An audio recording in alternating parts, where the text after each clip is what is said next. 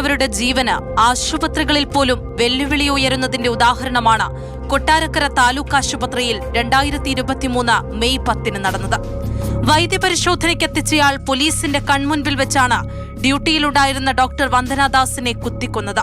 പുലർച്ചെ 4:30-ക്കുണ്ടായ സംഭവം ഇങ്ങനെ. അടിപിടിയിൽ പരിക്കേറ്റെന്നും അടിയന്തര സഹായം വേണമെന്നും ആവശ്യപ്പെട്ട് പോലീസിന് ഒരു ഫോൺ കോൾ വരുന്നു. മറുതലയ്ക്കൽ നെടുമ്പന UP സ്കൂൾ അധ്യാപകൻ സന്ദീപ്.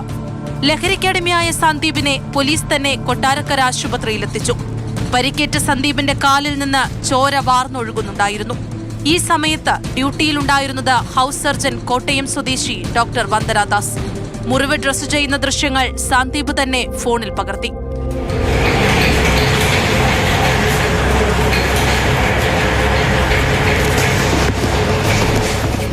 പരിശോധനാ മുറിയിൽ നിന്ന് പോലീസ് തിരിച്ചിറങ്ങിയപ്പോൾ അയൽവാസിയായ ബിനുവിനെ സന്ദീപ് കണ്ടു. ഇതോടെ അക്രമാസക്തനായ സന്ദീപ് മേശയിലിരുന്ന കത്രിക കൊണ്ട് ബിനുവിനെ കുത്തി. തടയാൻ ശ്രമിച്ച ASI മണിലാലിനും ഹോംഗാർഡിനും ആംബുലൻസ് ഡ്രൈവർക്കും കുത്തേറ്റു. ഇതെല്ലാം കണ്ട് പേടിച്ച് ഓടാൻ പോലുമാകാതെ മുറിയിൽ ഒറ്റപ്പെട്ടുപോയി വന്ദനാദാസ്. കുതിച്ചെത്തിയ സന്ദീപ് ഡോക്ടറെ പിന്നിൽ നിന്ന് ചവിട്ടി വീഴ്ത്തി. പുറത്തു കയറിയിരുന്ന 6 തവണ കുത്തി. കത്രിക ശരീരത്തിന്റെ മുൻഭാഗത്തേക്ക് തുളച്ചു കയറി. ആ പെൺകുട്ടിയുടെ നട്ടെല്ല് തകർന്നു. നെഞ്ചിലേറ്റ കുത്ത് ശ്വാസകോശത്തിൽ പാഞ്ഞു കയറി. കുത്തേറ്റ വന്ദനാദാസിനെ വിദഗ്ധ ചികിത്സയ്ക്കെത്തിച്ചത് തിരുവനന്തപുരത്തെ സ്വകാര്യ ആശുപത്രിയിലേക്ക്. ഡോക്ടർമാരുടെ സംഘം വന്ദനയുടെ ജീവൻ രക്ഷിക്കാൻ കിണഞ്ഞു ശ്രമിച്ചു. പക്ഷേ പറ്റിയില്ല. മകളെ കാണാൻ മാതാപിതാക്കൾ ആശുപത്രിയിലെത്തിയപ്പോഴേക്കും വന്ദനയുടെ ജീവൻ പൊലിഞ്ഞിരുന്നു. അപ്പോഴേക്കും കൊട്ടാരക്കര താലൂക്ക് ആശുപത്രിയിൽ അക്രമി സന്ദീപിനെ പോലീസ് ബലപ്രയോഗത്തിലൂടെ കീഴ്പ്പെടുത്തി.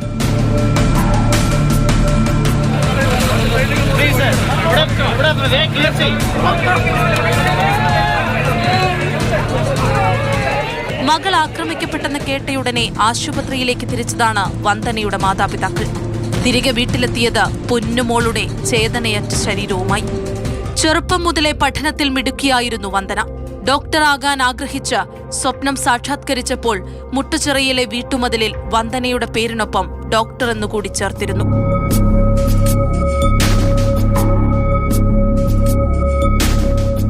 ആരാണ് കൊലയാളി സന്ദീപ്?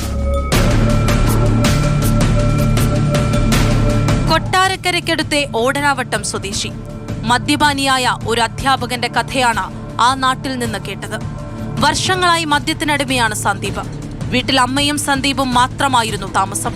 മദ്യപാനം സഹിക്കവയ്യാതെയാണ് ഭാര്യ കുട്ടികളുമായി ഇറങ്ങിപ്പോയത്. സംഭവം നടക്കുന്നതിന് ദിവസങ്ങൾക്ക് മുൻപ് രോഗിയായ അമ്മയ്ക്കൊപ്പം ആശുപത്രിയിലായിരുന്നു സന്ദീപ്.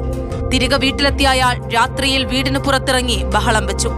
തൊട്ടടുത്ത വീട്ടിലെ മതിൽ ചാടി. തന്നെ ആരോ കൊല്ലാൻ വരുന്നെന്നൊച്ച വെച്ചു. തുടർന്ന് നാട്ടുകാരെത്തി. അവിടെ നിന്നാണ് കൊട്ടാരക്കര ആശുപത്രിയിൽ എത്തിക്കുന്നതും ആക്രമണങ്ങൾ ഉണ്ടാകുന്നതും.